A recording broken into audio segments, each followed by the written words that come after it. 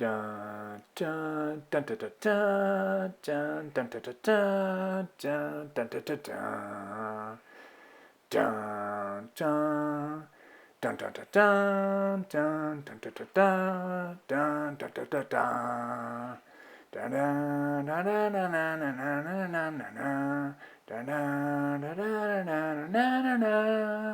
dun. Dun dun dun dun dun dun dun. Hello and welcome back. I'm Rick. This is the Bactrian. This is the fourth episode in the Basic First Aid series. And for this episode, I'm going to unpack my first aid kit and briefly discuss each of the items that I carry in there. Like a toolkit, you should know how to use each of the items in your first aid kit. If you have a snake bite kit in your first aid kit, you should know how to use it before you're bitten by a snake. That's not the time to learn how to use it. When faced with an adrenaline pumping emergency, learning is inhibited and reading directions is usually not that helpful. Know before you go for the best chances of success. Okay, let's open this bad boy up. Duct tape works. It's not the best for sticking to the skin, but you can use that if you have that with you. I have a small roll of that wrapped around a pencil in my toolkit, but if that's what you have, then you can use that. I have wide medical tape that I would use for a larger wound or to secure a splint, and it is more gentle to skin. This is just a different type of tape. It's kind of a foamy tape. And then this is my favorite tape. I call this silk tape. Not sure what the official name of it is, but it's very easy to get different sizes, different widths, and it tears pretty easily too. And see, this way I can easily get different widths of tape. I would use a more narrow width if I had a small laceration that I was dressing, but this is good because it's very versatile and I like the way it feels, and it seems to be fairly gentle to the skin.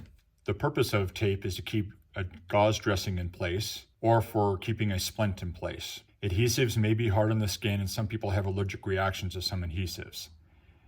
If possible, keep adhesive off the skin or only apply for short periods. I really dislike Band-Aids. I think they simply trap dirt and moisture. I can take a piece of tape like this and a small piece of gauze, put it under here, and I have a Band-Aid that does not come off very easily and can seal the dirt out better than most Band-Aids. And again, in a future episode, I'm going to talk about pulses and assessing circulation. And if you put tape around a limb, completely around, you want to be careful to not have it so tight that you're going to cut off circulation. We're going to talk about it in greater detail, but make a mental note how the pulse feels before you dress it, and consider the strength and the rate of the pulse. Also the warmth and color of the skin below a wound. And then after it's dressed, you want to reassess that and see if it's changed. Next, we're going to talk about ace wraps. I carry a wide and a narrow. Is this overkill? Maybe. But if I had to hold on a splint, I would prefer to have a wide ace wrap. Or if I were wrapping a ice pack on a knee, I would have a wide ace wrap to hold something large. If I had a sprained wrist that I still wanted to be able to get my jacket on, possibly a glove, and be able to function, then a narrow one might be better. This is my personal preference. These are elastic, they stretch, and what the concern again is about circulation is that if you stretch this too tightly and the elastic starts to constrict, that we lose circulation from the ace wrap down or distally. This is again where it's important to check those pulses, and we'll talk about that very soon. I will also talk about splinting in a future episode. Okay, now I want to talk about gauze pads. So I have gauze rolls. I have 3 of those. These 2 are the same width. And then this one is a little bit wider, another inch wider or so. This is a layer of gauze that's rolled and rolled and rolled and rolled. I don't want to take them out and get them dirty. They're fairly sealed in here. You can either unroll this and go around a limb with it, or you can leave it, obviously take it out of the package and leave it in this kind of chunk and put it right on something that's significantly bleeding. I also have gauze sponges or pads, and these are 4x4. You can get 1-inch ones, but I like to have more than I need, obviously. And if I had something small, I could cut a square out of this and use it as a pad for a Band-Aid. You can see that there's a gauze pad in there, and if I cut that way, then I get 4 1-inch pads, or I can simply fold it and have more padded material covering a smaller space. Gauze pads like this are good for dressing a specific location and can be cut to fit the wound. You may or may not have noticed that I also have tampons in this bag. There's a whole bunch of them in there. Don't be embarrassed. Go get a box of tampons and then throw like 6 or 8 of them in your kit right now. They're small, and it's much smaller than my finger. They're very lightweight, they're clean, and they absorb huge amounts of fluid. So this is my pretend blood, and I'm going to take this and I'm going to put it in the blood. Now I want you to notice how much it absorbs and how much it expands. So if you had a puncture wound, if you're driving along and you get thrown off your motorcycle and you hit a tree and it punctures your thigh and it makes a hole, you could stick this in there and it will expand and help provide direct pressure and absorb blood and help the clotting process and to help stop bleeding with the direct pressure. Look at the expansion on that. Also, what these are great for, and I've seen them used many times for this. And if I have a bloody nose that won't stop bleeding, I simply put this in my nose, just part way, and the blood will, like I said, expand it and then absorb. And then that clotting factor that's in the blood will be stationary in the wound. And as that expands, we have the clotting factor kept at the wound site to help clot and the expansion to help provide direct pressure. Look at the expansion on that. If you put a tampon in someone's nose, do it gently. You don't have to put it very far into the nose, just until you meet a little resistance and then stop. Okay, as we continue in here, we have a pair of tweezers. These are really great tweezers.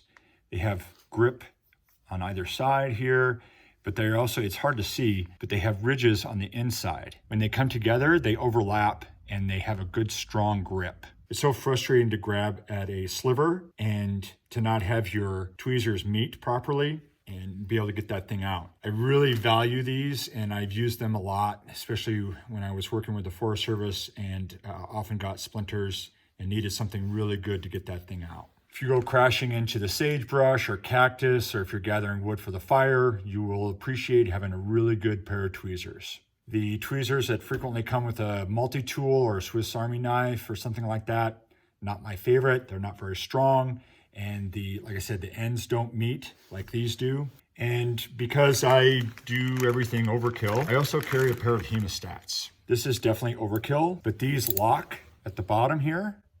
You see that there's this lock. I twist it and open it. Listen. And then unlock it. I had a friend whose dog got into a porcupine, and I really wish I'd had a pair of these, because when we were trying to get quills out of the nose and mouth of the dog, to be able to lock onto that and pull would have been much better than using the needle nose pliers that we were. These are obviously longer. You can get into a deeper space with these, and having that locking mechanism is very helpful. The next item we're going to talk about are trauma shears. I have 2 different sets of trauma shears. Big surprise. This is something that you can buy pretty much anywhere. This is a pretty standard set of trauma shears.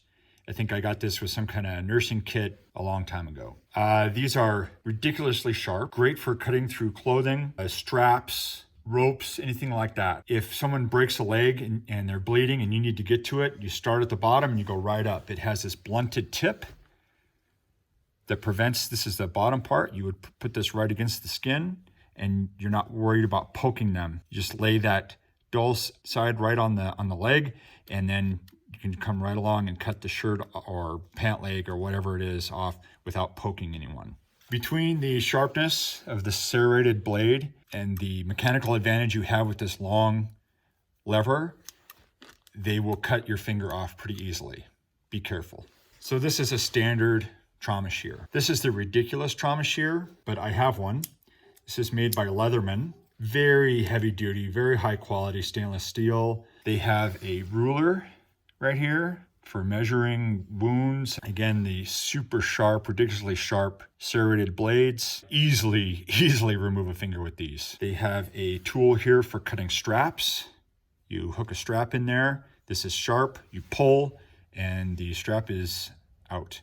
There's also that rectangle there is a wrench for opening and closing oxygen canisters, not something the average person needs. It's got a lanyard strap there, a clip that can go on your belt. This also comes with a plastic holster for your belt.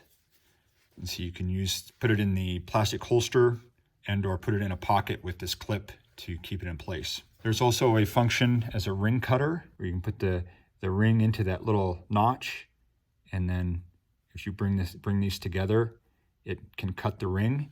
If somebody has a injury and that is starting to swell, that ring is going to act as a tourniquet and cause more tissue damage. And they're ready to roll. This is bulky and has some weight to it, and it's just not necessary. These are better for EMTs and people in the field. I have known emergency department nurses that carry these. This is lighter and does the job that most people would need. To finish out this particular bag, I have my iodine swabs in here. Iodine. I have my hydrocortisone in there and my triple antibiotic ointment. And then finally in this bag, I have some gloves. These break down over time, so you need to check them and replace them occasionally. These might need to be replaced. If I came across somebody who was bleeding, I would probably put gloves on first. That's just me. If they were dying, I might not mess with it. But if I had some time and there was a lot of body fluids, gloves are nice. I carry boot laces for a variety of reasons. You can make a sling out of this. You can hold on a splint. You can do a million things with boot laces. When I was doing a lot of climbing, I broke a pair of boot laces out on the mountain, and I was very unhappy that I did not have an extra set, and so I always carry an extra set now. Ibuprofen and some matches. These are strike anywhere matches. I have a bunch of them in there. Probably not necessary, but like I said, I consider my fire starting gear. It's part of my first aid kit as well. I have my petroleum cotton balls in here. There's like 6 or 8 in here. I can take one out and sort of fire with it. And I have my magnesium striker like we talked about before. That's just so cool. I always have to do it. And then I have it labeled so that if somebody besides me needs something, I can tell them to get the first aid kit out of my pannier, and this will help them figure out what that is. Okay, so that's it all buttoned back up. Again, bulky, but doesn't weigh that much. My inReach. Of course, it's a navigation tool, but its ability to call SOS is amazing. An item that I realized I failed to include in my first aid kit is a triangular bandage. Then I will go over triangular bandages in detail when I discuss splints and slings. Because they're small, lightweight, and versatile, I think they're an excellent addition to any first aid kit. And as always, it helps to know how to use it before you need it. So for those of you who are concerned about the weight of my first aid kit, along with the bulk, I borrowed my wife's scale. So my toolkit, which includes an external battery that I have used for jump-starting my motorcycle, my tire repair kit, and my tool roll from Adventure Designs that's made specifically for my 1250. All those things together came to 4.78 kilograms, which is 10 pounds, 8.6 ounces. Now, I weighed my Gerber multi-tool, my inReach, my fire starting kit, and my first aid kit all together. That came to 3 pounds, 7 ounces, or 1.56 kilograms. So less than a third of the weight of my tools. So many of you may be asking, why should I listen to this guy? Now, let me tell you a little bit about myself, and might help with some of my credentialing. I grew up in the backcountry of north central Colorado. My family were heavily involved in the outdoors. My father retired from the Forest Service and was a deputy sheriff for a number of years. We were frequently backpacking, horsepacking, hiking, hunting, and or fishing. I started working for the Forest Service when I was 16 as a wilderness ranger and a member of several different trail crews. I started rock climbing and mountaineering in my late teens and did that for a number of years. I continue to do backcountry skiing and spend as many hours as possible in the backcountry during all seasons. I completed an EMT course, which stands for Emergency Medical Technician, in the late 90s to gain skills to assist in an emergency when I was climbing, if I happened to encounter something like that. I worked in the healthcare field ever since for more than 20 years and graduated from nursing school with an associate's degree in 2008. Since 2008, I earned a bachelor's in nursing and 2 master's degree in nursing education and nursing administration. I am not a physician or a nurse practitioner. Although I have worked in an acute care setting, as in a hospital, I have a very limited professional experience with emergency medicine. If you have any questions, thoughts, concerns, please leave them in the comment section below. Please like and subscribe and share this video with anybody who you might think would benefit from it. Thank you so much. Bye. The purpose of tape is to keep gauze